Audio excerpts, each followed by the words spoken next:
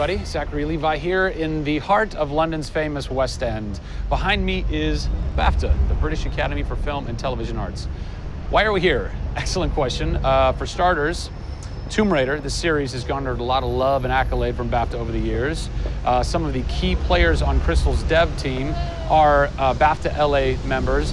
And to top it all off, legendary video game composer Jason Graves is a BAFTA winner.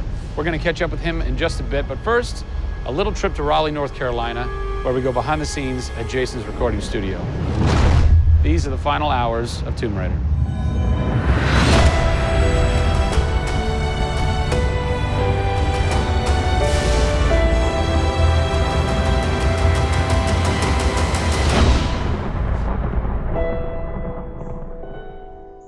First thing we did was the theme.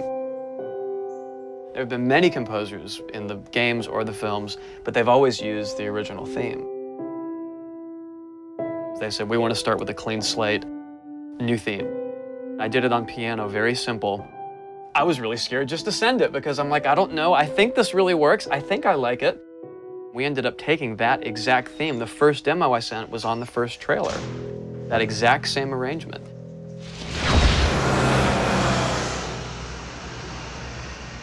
So, Jason, currently you're working on this reimagining of Tomb Raider.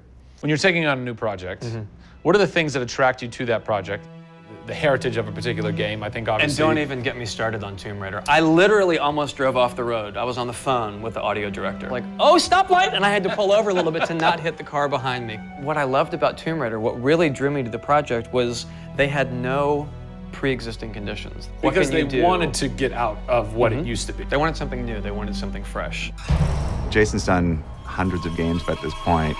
He was an easy choice for us to go with on paper because he has such great experience. I listened through a lot of different material from a lot of different composers.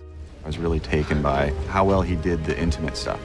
The textures and the real, intimate and vulnerable bits that we needed to highlight in the game were a great match for us. What is square one for you when you start wrapping your head around it going, this is where I feel like this world is going to exist? Main theme, call me old-fashioned. Then it was a matter of finding out what kind of percussion would work.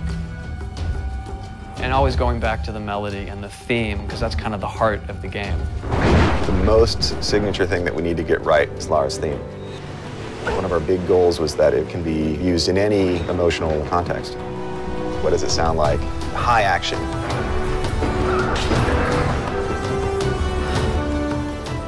What does it sound like when she's in pain? For music, the gameplay and the concept art, especially with the scavengers and kind of the shanty town, corrugated metal, how everything's kind of this amalgam of different stuff that they found on the island.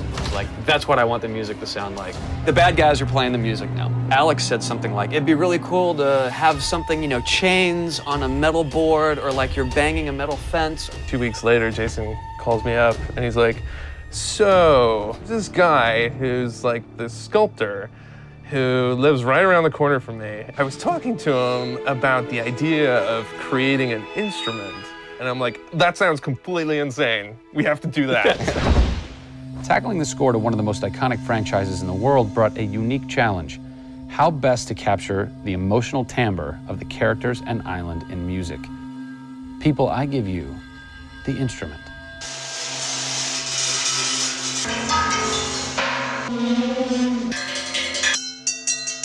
The instrument. I was going to let Matt determine the aesthetics. I was really only concerned about the sounds that the sculpture was going to make. Matt built this, which looks pretty much exactly like Laura's original homemade bow in the game. There's different timbres based on different materials. Metal, glass. It's a direct line from the plot, the characters, the story, the environment, straight to the sculpture. We always wanted the island to have that character in itself. Creating an instrument gave it this unique identity. It's got a voice. Yeah. The very beginning of the game is nothing but the instrument.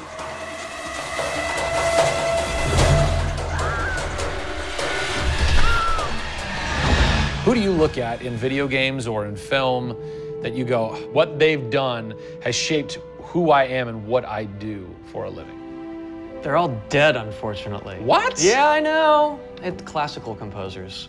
All classical? Yeah, I'm kind of going directly back to the source. Yeah. Prokofiev's, Tchaikovsky.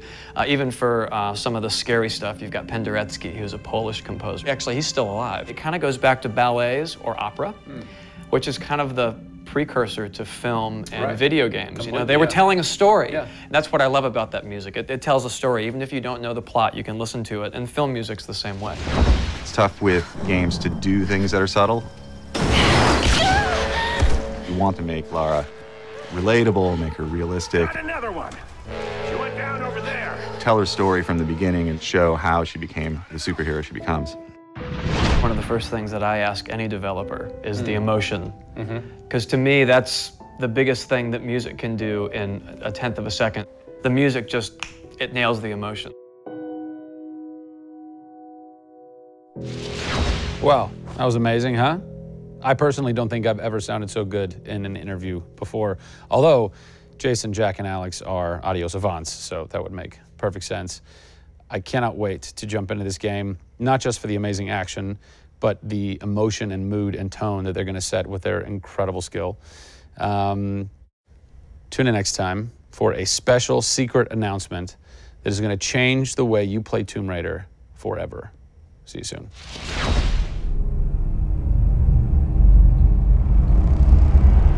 Pre-order Tomb Raider from Amazon.com now and receive an exclusive art book, a DLC character skin for Lara, and a digital copy of Jeff Keighley's The Final Hours of Tomb Raider for the Kindle Fire.